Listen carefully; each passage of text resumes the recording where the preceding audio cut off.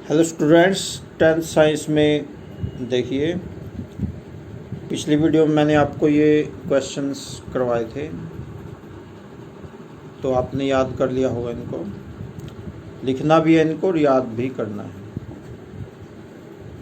तो ये देखिए, plaster of Paris, next question 13, plaster of Paris should be stored in A moisture proof container, explain why.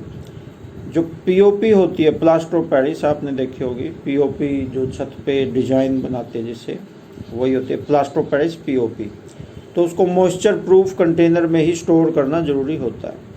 Moisture proof container क्या होता है? ऐसा डिब्बा या ऐसा कट्टा जिसमें अंदर नमी ना जा पाए, तो उसको प्लास्टिक के कट्टे में रखते हैं, बैग में, प्लास्टिक बैग में रखते हैं, या ऐसी जगह पर रखते हैं नमी नहीं जाने पाए। तो इसका कारण क्या है? जो पीओपी है ये नमी के साथ रिएक्शन करके जिप्सम बना देती है, और जो जिप्सम होती है बहुत हार्ड होती है। ये देखो, ये इसकी रिएक्शन है। ये तो पीओपी का फॉर्मूला, ये वाटर, तो वाटर के 1.5 मॉलिक्यूल्स मिलेंगे तो जिप्सम बने। ये जिप्सम का फॉर्मूला, ये भी याद करना आपने। ये जिप्सम का फॉर्मूला, ये पीओपी का फॉर्मूला। तो देखो, इस एक क्वेश्चन में और भी कई छोटे छोटे क्वेश्चन आ गए हैं। पीओपी का फॉर्मूला भी आ गया, ये भी याद हो जाएगा आपको। जिप्सम का भी याद हो जाएगा फॉर्मूला। तो जिप्सम है जो बहुत हार्ड होते, बिल्कुल पत्थर टाइप बन जाएगी ये। और उससे फिर छत में डिजाइन कैसे बनाएंगे? छत में डिजाइन तभी बन सकते जब बिल्कुल मुलायम हो, पेस्ट होगा, मुलायम पेस्ट, तभी बन सकता है। तो ये तो पानी के साथ मिक्स होके पत्थर जैसी बन जाए, जम जाएगी बिल्कुल जिप्सम। जैसे सीमेंट जमी हुई देखी होगी आपने, बिल्कुल पत्थर हो जाती है, ऐसे ही ये बन जाएगी। इसलिए पीओपी को मॉइस्चर प्रूफ कंटेनर में ही रखना चाहिए। Next question, what is neutralisation reaction? Neutralisation reaction, ये तो पहले क्वेश्चन आ चुका है, दोबारा फिर आए, पहली यूनिट में आते हैं। चलो मैं बता देता हूँ थोड़ा। एसिड्स और बेस की रिएक्शन को न्यूट्रलाइजेशन रिएक्शन कहते हैं, और ये आगे कई क्वेश्चंस में बहुत काम आएगा। एसिड और बेस को मिक्स कर दें तो ना एसिड बचेगा ना बेस बचेगा। देखो, हाइड्रोक्लोरिक एसिड इतना स्ट्रॉन्ग होता है कि अगर ये थोड़ा सा त्वचा पे पड़ जाए, स्किन पे डल जाए, तो स्किन वहाँ से जल जाएगी। और कास्टिक सोडा, सोडियम हाइड्रोक्साइड, ये भी बहुत स्ट्रॉन्ग होता है, ये भी हाथों में जलन पैदा कर देता है। लेकिन अगर दोनों को मिला दें, दोनों का मिक्स किया हुआ सॉल्यूशन, अगर इनको, अब देखो, हाइड्रोक्लोरिक एसिड की एक बूंद भी अगर मुंह में डालेंगे, मुंह जल जाएगा, अंदर से सारा जख्म हो जाएंगे। ऐसे कास्टिक सोडा। लेकिन दोनों की एक निश्चित मात्रा में मिक्स कर दे दोनों को, वो फिक्स होता है। आपने ये काम नहीं करना, हालांकि, क्योंकि वो फिक्स रेशो होता है। फिक्स रेशो में अगर दोनों को मिक्स कर दें तो उसको पी भी सकते हैं हम। क्यों पी सकते हैं? क्योंकि दोनों के मिक्स होने से ना वो बेस बचा ना एसिड बचा, दोनों के मिलने से नई चीज़ बन जाएगी, नमक और पानी, नमकीन पानी बन जाएगा। अब नमकीन पानी तो सबको पता, कोई नुकसान नहीं करता, लेकिन ये तभी होगा जब दोनों का एक फिक्स रेशो होता है। तो फिक्स रेशो में करेंगे तभी ऐसा हो सकता है।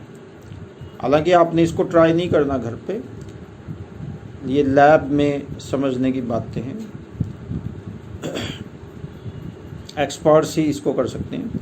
आपने तो अभी यही याद रखना है कि बेस और एसिड को मिक्स करेंगे तो साल्ट एंड वाटर बनता है। लेकिन देखो, रिएक्शन कितने कमाल की है। एसिड बेस दोनों मिक्स हो गए, दोनों ख़त्म, और नई चीज़ बन गई है। देखो, यही तो केमिकल रिएक्शन का कमाल होता है। पुरानी चीज़ें ख़त्म, नई चीज़ें बन गई। ये और भी एग्जाम्पल्स हैं इस चीज़ के, और भी कई एग्जाम्पल्स हैं। तो न्यूट्रलाइजेशन रिएक्शन पक्की याद कर लो। आगे नेक्स्ट क्वेश्चन देखिए, 15th question, give two important usages washing soda and baking soda. Washing soda होता है कपड़े धोने का सोडा, और बेकिंग सोडा होता है जो मीठा सोडा, वो बेकिंग सोडा उसी टाइप का होता है। तो इनके यूजेस हैं, ये याद कर लेने आपने। Glass, soap and paper industry, इनके अलग अलग, इसने तो एक ही पॉइंट में दे रखे तीनों, आपने अलग अलग करने हैं। It is used in glass industry, number 2 it is used in soap industry, number 3 it is used in paper industry. इस प्रकार से 3 पॉइंट्स अलग अलग बनेंगे आपको। तो अलग अलग बनाओगे तो उसमें एग्जामिनर खुश हो जाएगा ज़्यादा पॉइंट्स देख के। ये भी आप थोड़ा ध्यान रखे करो।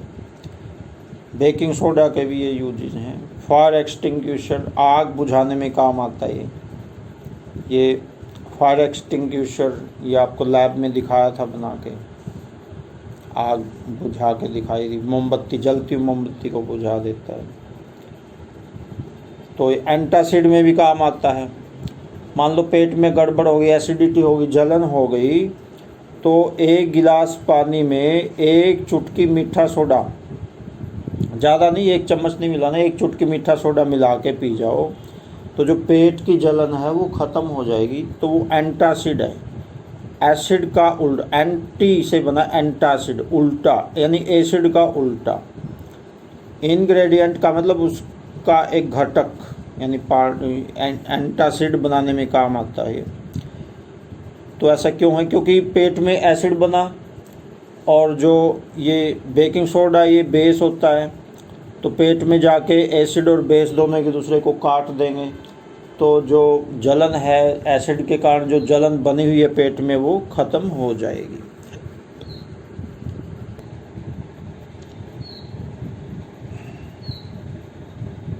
और एक ये आपने pH वैल्यू का क्वेश्चन है, इम्पोर्टेंट है, ये भी आपने लिखना भी है, याद भी करना है। अब लिखोगे कैसे? वीडियो को पॉज करके लिख सकते हैं आप। वीडियो पॉज करनी आपको आती होगी, जो 2 डंडे से आते हैं ना, उन पे क्लिक करोगे, वीडियो पॉज हो जाएगी, फिर उससे आप लिख सकते हो। ये इधर तो है pH वैल्यू। सोडियम हाइड्रोक्साइड ये स्ट्रॉन्ग बेस होता है, इसकी pH वैल्यू बहुत ज़्यादा होती है, 14 होती है। अमोनिया की pH value 11.6। Saturated magnesium hydroxide, इसको मिल्क ऑफ मैग्नीशिया भी कहते हैं, इसकी pH वैल्यू 10। ब्लड, जो हमारा खून है, उसकी pH वैल्यू 7.3 से 7.5, यानी न्यूट्रल होता है लगभग हमारा ब्लड। आगे नेक्स्ट ये भी देखो, यहाँ पे भी आप वीडियो को पॉज करके और इस टेबल को लिख लेंगे। सालिवा, जो हमारी लार है, उसकी pH वैल्यू 6.5 to 7.5। यूरिन, पेशाब की pH value 5.5 to 7.5। Pure water की 7। कॉफ़ी देखो एसिड होती है, बियर भी एसिड होती है, जो यूरिन है वो भी एसिड होता है। सालिवा, लार लगभग हमारी न्यूट्रल होती है। वाइन, शराब भी एसिड होती है। विनेगर, सिरका भी एसिड होता है। लेमन जूस, नींबू का जूस, ये भी एसिड। गैस्ट्रिक जूस, ये बेस होता है। बैटरी में डालते हैं एसिड, सल्फ्यूरिक एसिड, वो तो स्ट्रॉन्ग एसिड है। और HCl, ये भी बहुत स्ट्रॉन्ग है, इसकी pH वैल्यू 0। तो अभी आज आप इन्हीं क्वेश्चंस को कर लो, इनको लिखना भी है और याद भी करना है। तो बाकी फिर आपको नेक्स्ट वीडियो में करवाएंगे। Okay, thanks.